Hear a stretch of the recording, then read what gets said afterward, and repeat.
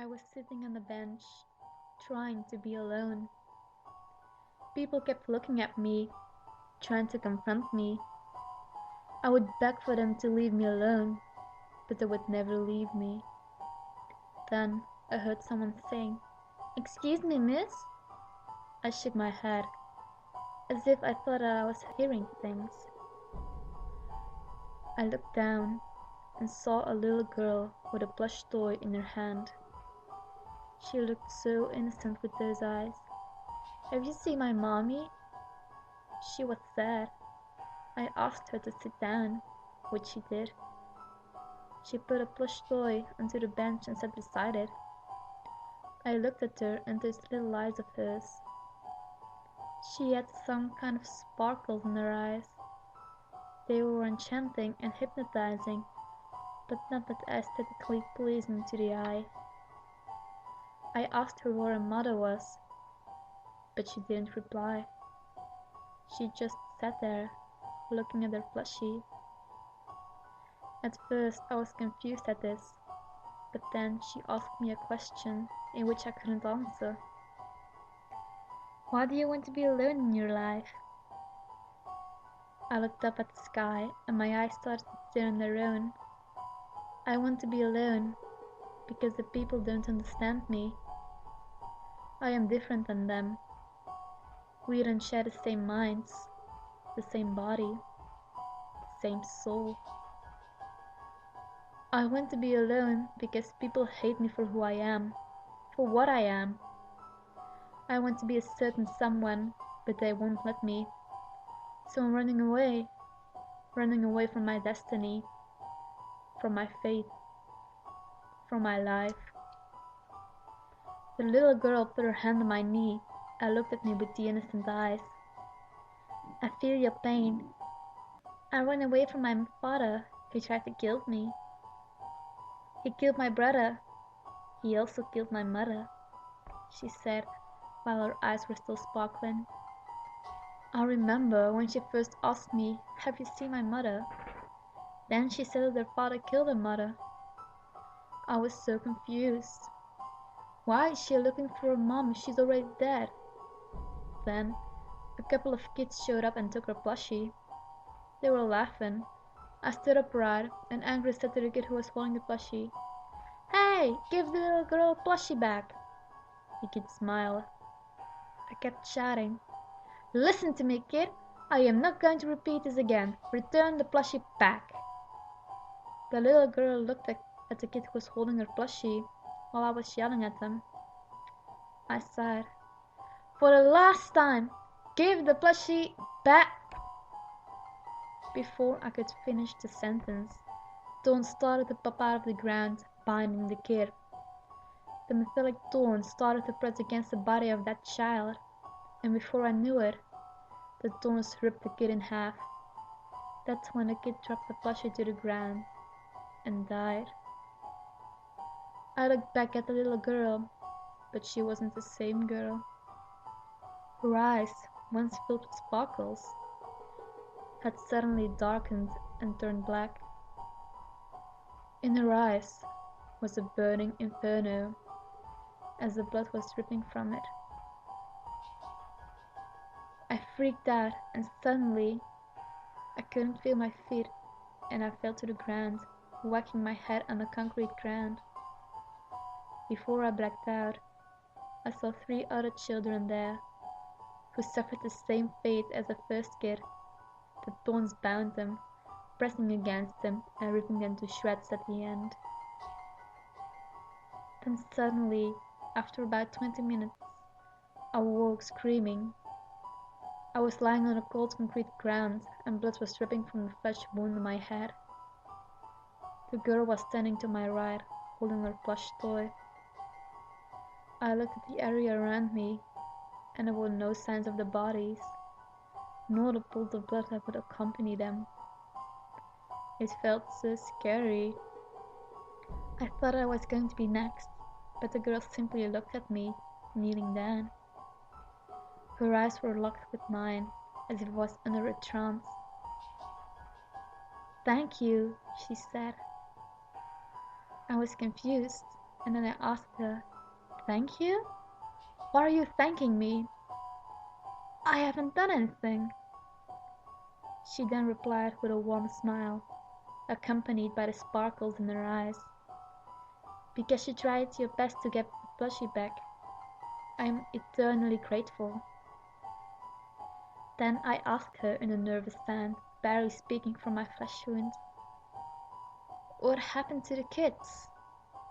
Where are the thorns? What was that? But most importantly, what are you?" The girl looked at me and smiled. As I stood up, cleaning out the dirt from my jeans, she hugged me. It was weird. I was thinking about those kids. What were they? What did it mean? Was I dreaming?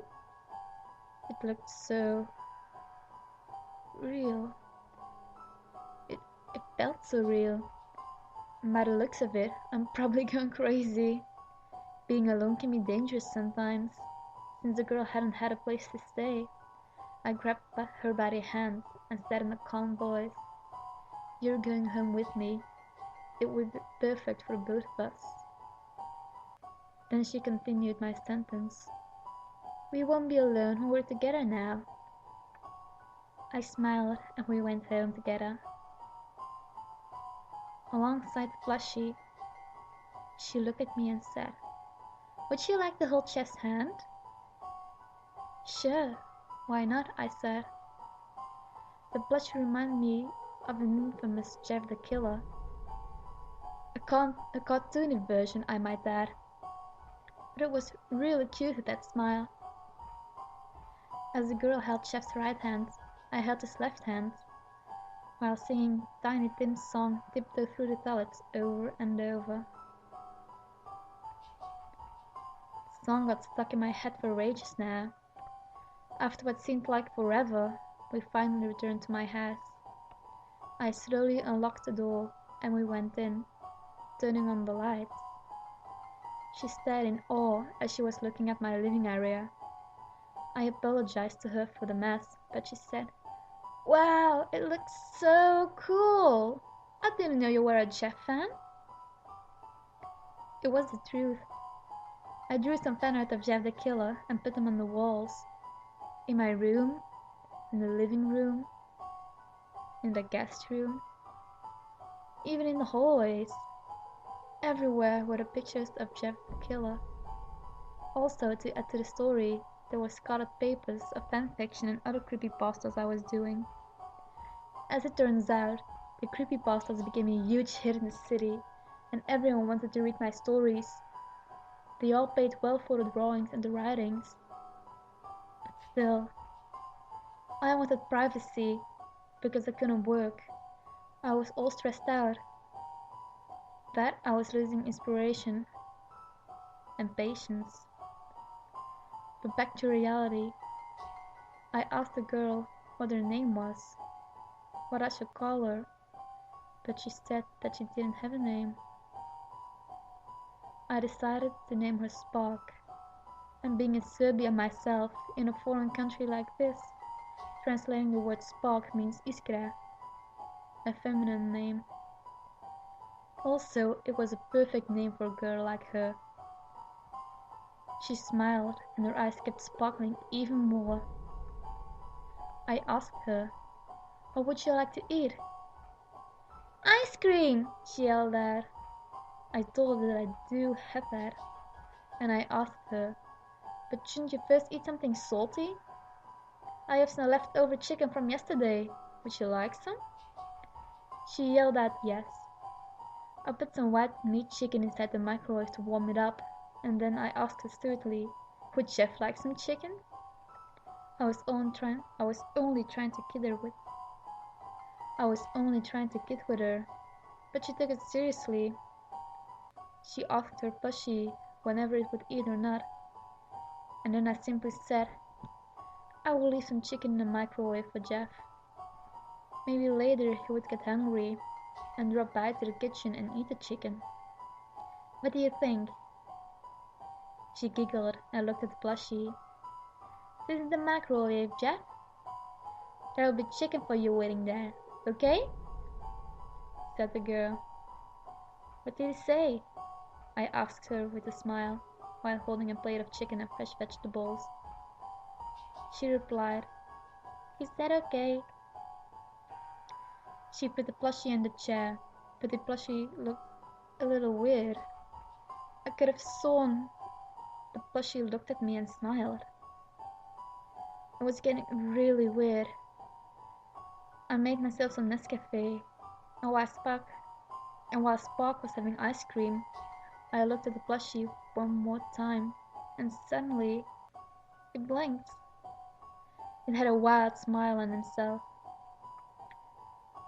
After I put Spark to bed in my room, I left the night lights on, just to be sure she doesn't get scared of the fan out. I handed her the plushie, kissed her on the forehead, and left to the living room.